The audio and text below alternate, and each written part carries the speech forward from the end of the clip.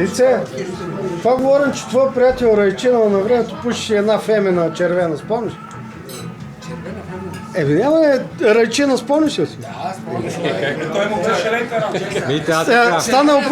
Стана въпрос за цигарите и той пуши червена фемина и аз викам, че той ти бе, Райчина ти беше... Ръчен ти беше приятел, много се обичахте това. Но червена фемина, това е... Стана въпрос за цигарите.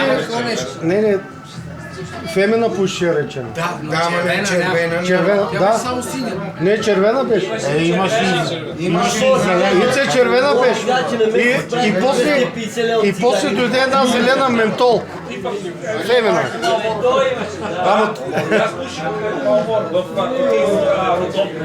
Ти знаеш, че по едно време фанаха. Не помниш ли? Да спираш, бе.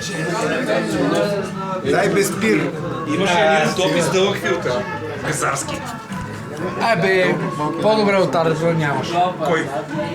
Да. От Арда нямаше по-добро ли? Към най-малко А Феникс? да видя такова въобще. Ние, защото аз не влизам в Фейсбука, не знам кой беше най-добре. Смърдеше най-зле. Той Воло не може, ама не си го признава. Ама, доктора сме всеки президент, да? Бати как ми се пуши, бил майка. Ами не дай да пушиш тогава. Аз не си... Аз им 3 деца, бе. Верно ли рече? Да. Браво. Къде е мой, къде е? Браво. Са. Ма 5 жени. Ама накрая фамилията е Чанева. Не е чане, бе. Само работа си не. Къде е тогава, какво се притеснява?